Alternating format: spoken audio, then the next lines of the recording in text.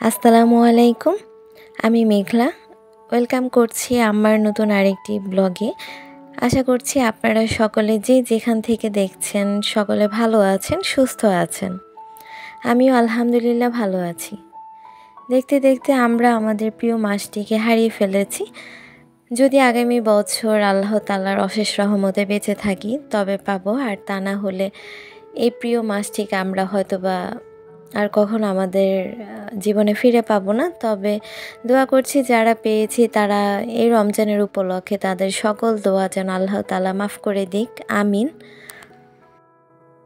আমার কিছু প্রিয় আপু আমার আলমারিটা দেখতে চেয়েছিলেন, তো তাদের উদ্দেশ্য করে আলমারিটি একটু দেখিয়ে দিয়েছি। এটা আমার বেডরুমের আলমারি থেকে পাশটা অনেকটা ছোট, তবে এদের বাবা ছেলেদের জন্য পারফেক্ট।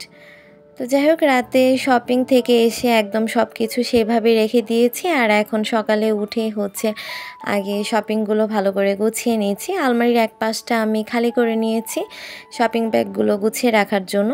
আপনারা অনেকে আমাকে জিজ্ঞাসা করেছিলেন আমার আলমারিটার প্রাইস কত পড়েছে। আলমারিটা আমার কাছে 48,500 টাকা রেখেছে।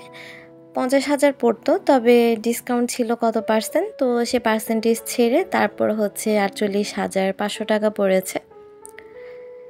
আর এই তো এখন সিহরার রাতের জন্য রান্না করছি। সন্ধ্যার দিকে দেখা গেছে একটু শপিংয়ে বের হব।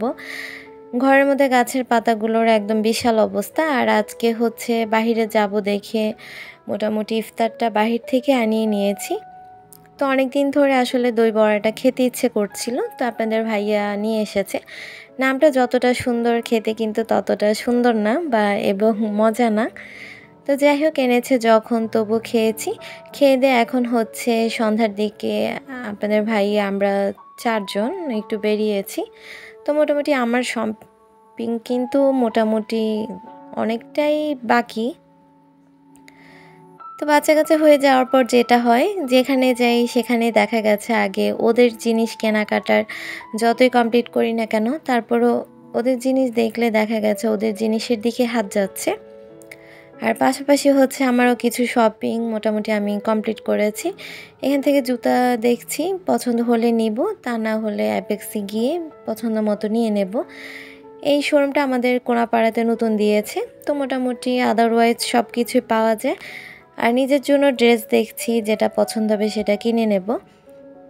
তো যাই হোক, সুবিধা করতে পারিনি তেমন একটা। তো যাই হোক, কাল পরশু দেখা গেছে আপনাদের ভাইয়া বলল নিউ মার্কেট নিয়ে যাবে।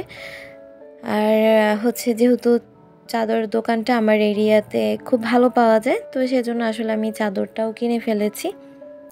তো আপনারা অনেকে আমাকে জিজ্ঞাসা করেছিলেন আমি আমার বাসার চাদরগুলো কোথা থেকে কিনি। আমি যেহেতু কোনাপাড়া থাকি, তো চিন্তা করি যে এখান থেকে সব কিছু কমপ্লিট করার। তো আমি উত্তরা পর্দা গ্যালারি থেকেই হোমটেক্সের অরিজিনাল চাদরগুলো নিয়ে থাকি। সেখান থেকে এসেছি আমাদের কোনাপাড়াতে একটা নতুন রেস্টুরেন্ট খুলেছে। এটা আগে ডাইনার্স ক্লাব ছিল, এটা নাম পরিবর্তন করে এখন হান্ডি গোস, রাজহান্ডি গোস নাম দিয়েছে। তো সেখানে এসেছি। সেখানে এসে রাজহান্ডি গোস খাওয়ার জন্য অপেক্ষা করছি। আর এদিকে ভাবলাম যে আপনাদেরকে একটু ভিডিওর মাধ্যমে ওনাদের খাবারের আইটেমগুলো তুলে ধরি। এখানে মোটামুটি বাঙালিয়ান সকল আইটেম খাবার পাওয়া যাচ্ছে এবং খুব সুলভ মূল্যে এবং খুব অসাধারণ টেস্ট যেটাকে বলে। আমি কিন্তু গত কয়েকদিন আগে পুরান ঢাকাতেও খেয়েছিলাম, তবে খাবারের মান তেমন একটা ভালো লাগেনি। হয়তোবা সেটা আমার এরিয়া না, সেজন্য হতে পারে। আর আমার এরিয়াতে আসলে এত সুন্দর একটা জিনিস অনেক দিন দেখেছি, আপনাদের ভাইয়াকে বলেছি নিয়ে যেও, তো সে আসলে ব্যস্ততার কারণে নিয়ে আসতে পারেনি। তো আজকে যেহেতু বেরিয়েছি, আবার রাত হয়ে গেছে, তো একদম খেয়ে দিয়ে তারপর আমরা বেরিয়েছি।